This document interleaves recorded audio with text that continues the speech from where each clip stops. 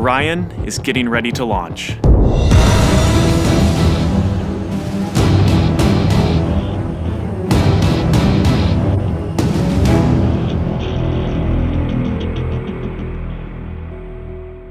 My name is Kelly Smith, and I work on navigation and guidance for Orion. Orion is NASA's next-generation spacecraft. Built with versatility in mind, it can take astronauts deeper into space than we've ever gone before, to an asteroid or even onto Mars. For these missions, Orion has to be one tough spacecraft, withstanding high speeds, searing temperatures, and extreme radiation. Before we can send astronauts into space on Orion, we have to test all of its systems. And there's only one way to know if we got it right: fly it in space. For Orion's first flight, no astronauts will be aboard. The spacecraft is loaded with sensors to record and measure all aspects of the flight in every detail. It all begins with launch aboard a Delta IV Heavy rocket.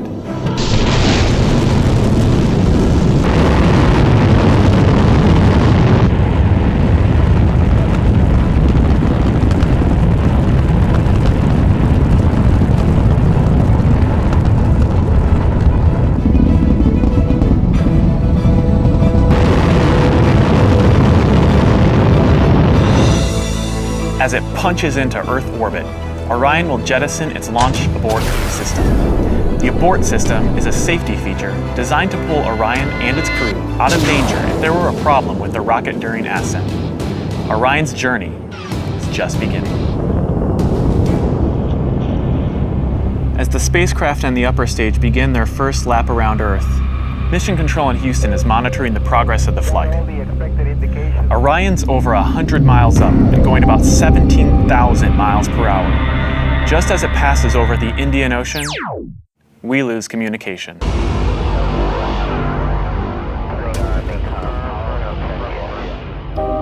This is expected.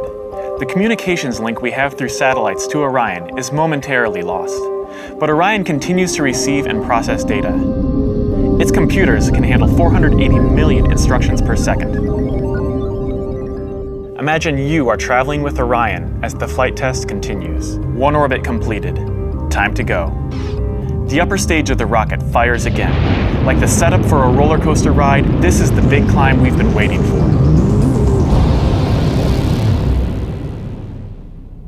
We are headed 3,600 miles above Earth.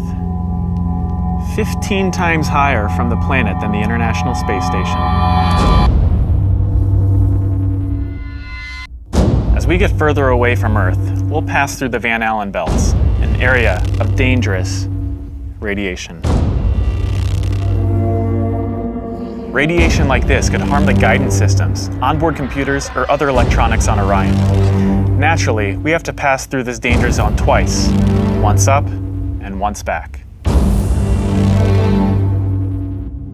But Orion has protection. Shielding will be put to the test as the vehicle cuts through the waves of radiation. Sensors aboard will record radiation levels for scientists to study. We must solve these challenges before we send people through this region of space. For this flight, it's time to head home.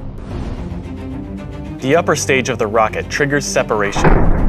Orion's jets fire to turn it into the proper position to re-enter Earth's atmosphere.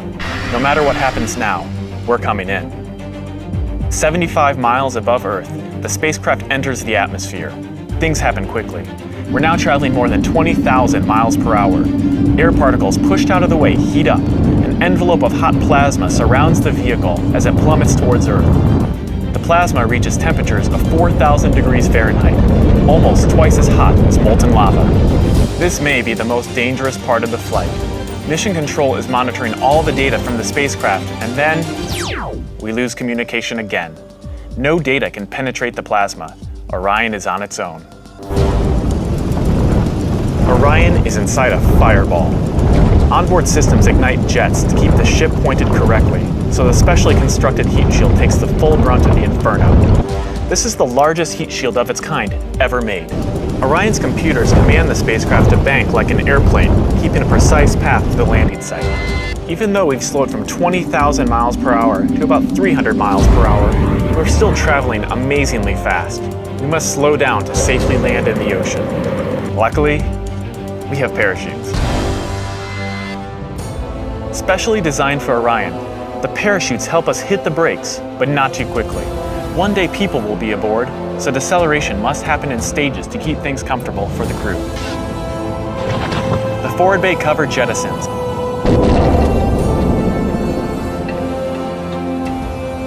Two drogue chutes deploy and slow the returning spacecraft down to 175 miles per hour.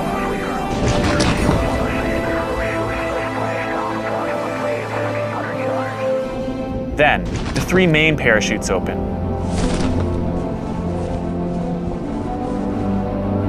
Once fully engaged, this canopy would cover an American football field. It takes parachutes this size and strength to slow our descent to 20 miles per hour, and then splashdown. For this first flight, we won't have astronauts inside, but we still have some very precious cargo. The flight data from this mission is stored inside the Orion spacecraft. While our flight might be over, there is still a lot of work to do. Onboard sensors recorded every detail, from launch to flying in space, to re-entry to landing.